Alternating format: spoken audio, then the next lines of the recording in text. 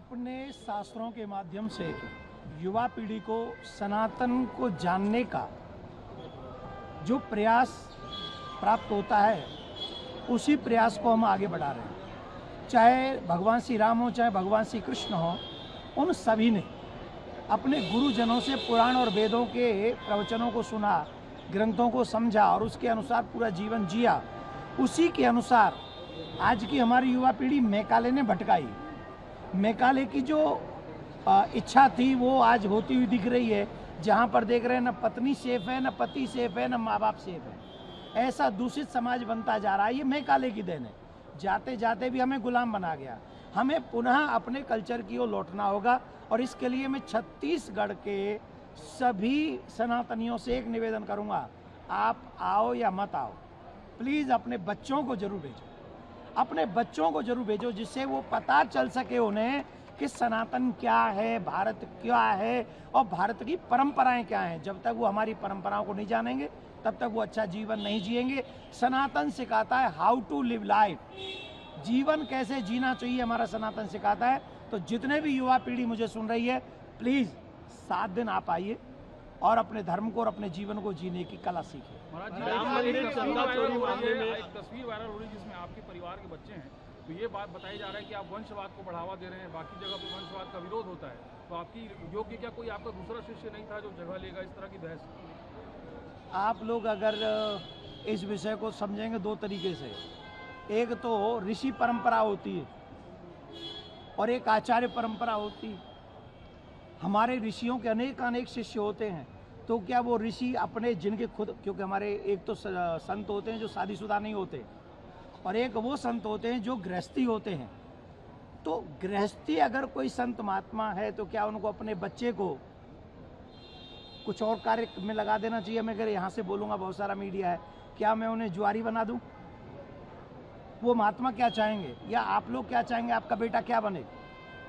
क्या संस्कार प्राप्त करना है और अपने बच्चों को संस्कार देना ये गलत है? और अगर गलत है तो हाँ, मैं ये गलती करूँगा और हर भारत के माँ बाप को ये गलती करनी चाहिए कि उसका बच्चा सनातनी बने। राम मंदिर चंदा चोरी में जो अभी स्थिति चल रही है जी, इसको किस तरह देख रहे हैं? चंपत राव जी ने इस्तीफा दे दिया। देखिए, मैं बहुत क्लियर हूँ इन विषयों पे और मैं ये कहना चाहूँगा कि जो गलती जिसने की है वो छूटना नहीं चाहिए।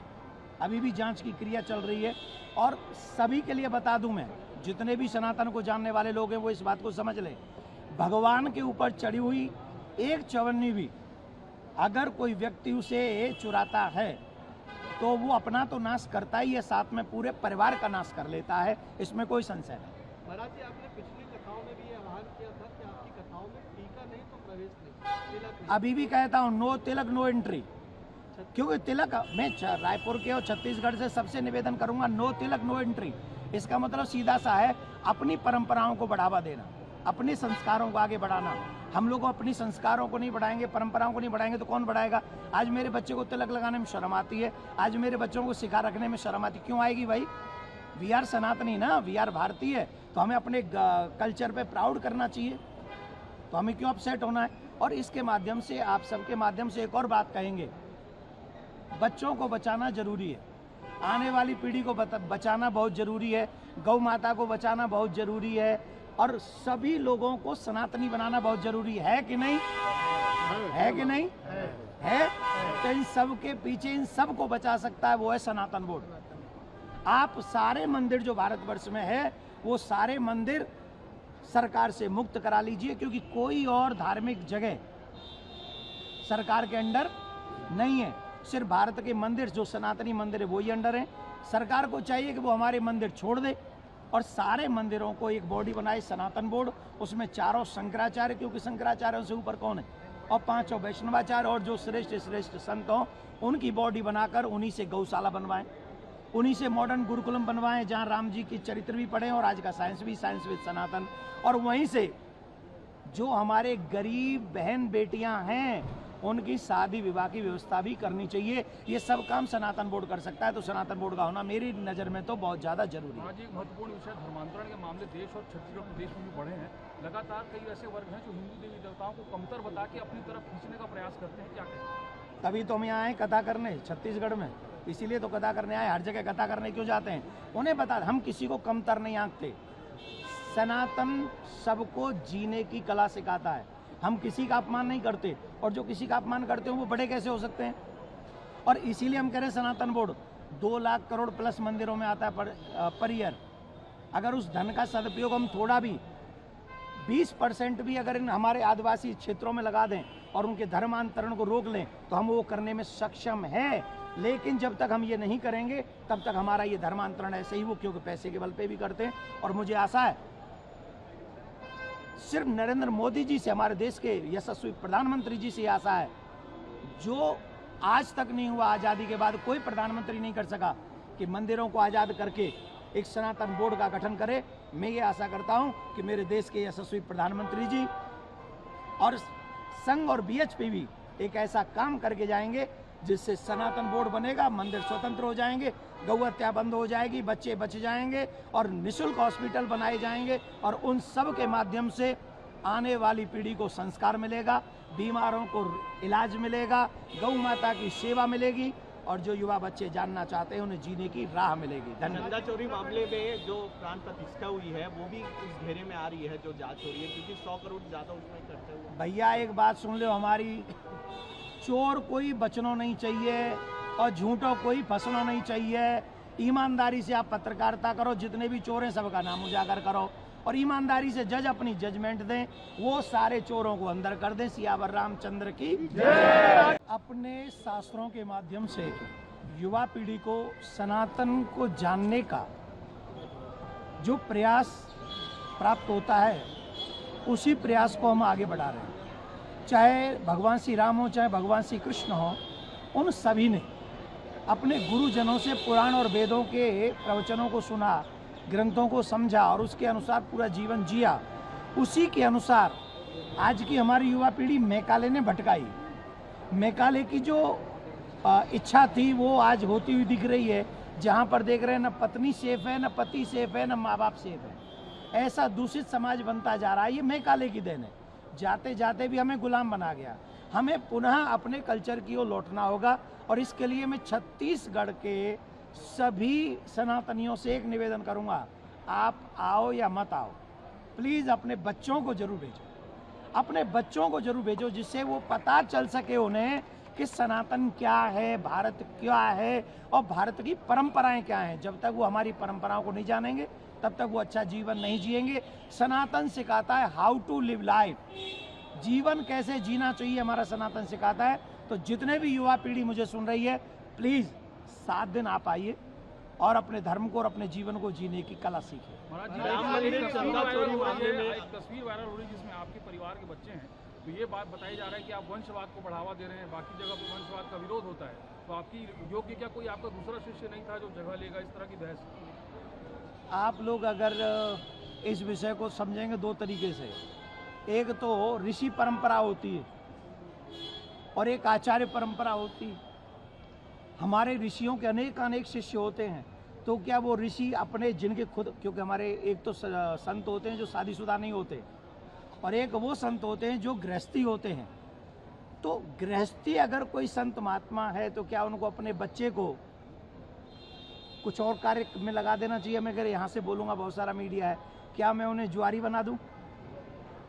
वो महात्मा क्या चाहेंगे, या आप लोग क्या चाहेंगे आपका बेटा क्या बने? क्या संस्कार प्राप्त करना है और अपने बच्चों को संस्कार देना ये गलत है? और अगर गलत है तो हाँ, मैं ये गलती करूँगा, और हर भारत के माँ बाप को ये गलती करनी चाहिए कि उसका बच्चा सनातनी बने। राम मंदिर चंदा चोरी में जो अभी स्थिति चल रही है जी, इसको किस तरह देख रहे हैं? चंपत राव जी ने इस्तीफा दे दिया। देखिए, मैं बहुत क्लियर हूँ इन विषयों पे, और मैं ये कहना चाहूँगा कि जो गलती जिसने की है वो छूटना नहीं चाहिए। अभी भी जांच की क्रिया चल रही है, और सभी के लिए बता दूं मैं, जितने भी सनातन को जानने वाले लोग हैं वो इस बात को समझ लें, भगवान के ऊपर चढ़ी हुई एक चवन्नी भी अगर कोई व्यक्ति उसे चुराता है तो वो अपना तो नाश करता ही है, साथ में पूरे परिवार का नाश कर लेता है, इसमें कोई संशय नहीं। महाराज जी, आपने पिछली कथाओं में भी ये आह्वान किया था कि आपकी कथाओं में टीका नहीं तो प्रवेश नहीं, तिलक नहीं। अभी भी कहता हूँ, नो तिलक नो एंट्री। क्योंकि तिलक मैं रायपुर के और छत्तीसगढ़ से सबसे निवेदन करूंगा, नो तिलक नो एंट्री। इसका मतलब सीधा सा है, अपनी परंपराओं को बढ़ावा देना, अपने संस्कारों को आगे बढ़ाना। हम लोग अपनी संस्कारों को नहीं बढ़ाएंगे, परंपराओं को नहीं बढ़ाएंगे तो कौन बढ़ाएगा? आज मेरे बच्चे को तिलक लगाने में शर्म आती है, आज मेरे बच्चों को सिखा रखने में शर्म आती, क्यों आएगी भाई? वी आर सनातनी ना, वी आर भारतीय, तो हमें अपने कल्चर पे प्राउड करना चाहिए, तो हमें क्यों अपसेट होना है? और इसके माध्यम से, आप सबके माध्यम से एक और बात कहेंगे, बच्चों को बचाना जरूरी है, आने वाली पीढ़ी को बचाना बहुत जरूरी है, गौ माता को बचाना बहुत जरूरी है, और सभी लोगों को सनातनी बनाना बहुत जरूरी है कि नहीं? है कि नहीं? है। तो इन सब के पीछे इन सब को बचा सकता है वो है सनातन बोर्ड। आप सारे मंदिर जो भारतवर्ष में है वो सारे मंदिर सरकार से मुक्त करा लीजिए, क्योंकि कोई और धार्मिक जगह सरकार के अंडर नहीं है, सिर्फ भारत के मंदिर जो सनातनी मंदिर है वही अंडर है। सरकार को चाहिए कि वो हमारे मंदिर छोड़ दे और सारे मंदिरों को एक बॉडी बनाए, सनातन बोर्ड, उसमें चारों शंकराचार्य, क्योंकि शंकराचार्यों से ऊपर कौन है, और पांचों वैष्णवाचार्य और जो श्रेष्ठ श्रेष्ठ संत हों उनकी बॉडी बनाकर उन्हीं से गौशाला बनवाएं, उन्हीं से मॉडर्न गुरुकुलम बनवाएं, जहां राम जी की चरित्र भी पढ़ें और आज का साइंस भी, साइंस विद सनातन, और वहीं से जो हमारे गरीब बहन बेटियां हैं उनकी शादी विवाह की व्यवस्था भी करनी चाहिए। ये सब काम सनातन बोर्ड कर सकता है, तो सनातन बोर्ड का होना मेरी नज़र में तो बहुत ज़्यादा जरूरी है। आज एक महत्वपूर्ण विषय, धर्मांतरण के मामले देश और छत्तीसगढ़ प्रदेश में भी बढ़े हैं। लगातार कई ऐसे वर्ग हैं जो हिंदू देवी देवताओं को कमतर बता के अपनी तरफ खींचने का प्रयास करते हैं, क्या कहें? तभी तो हम यहाँ आए कथा करने छत्तीसगढ़ में, इसीलिए तो कथा करने आए। हर जगह कथा करने क्यों जाते हैं? उन्हें बता, हम किसी को कमतर नहीं आंकते। सनातन सबको जीने की कला सिखाता है, हम किसी का अपमान नहीं करते, और जो किसी का अपमान करते हो वो बड़े कैसे हो सकते हैं? और इसीलिए हम कह रहे हैं सनातन बोर्ड 2 लाख करोड़ प्लस मंदिरों में आता है पर ईयर। अगर उस धन का सदुपयोग हम थोड़ा भी 20% भी अगर इन हमारे आदिवासी क्षेत्रों में लगा दें और उनके धर्मांतरण को रोक लें तो हम वो करने में सक्षम है। लेकिन जब तक हम ये नहीं करेंगे तब तक हमारा ये धर्मांतरण ऐसे ही वो, क्योंकि पैसे के बल पे भी करते हैं।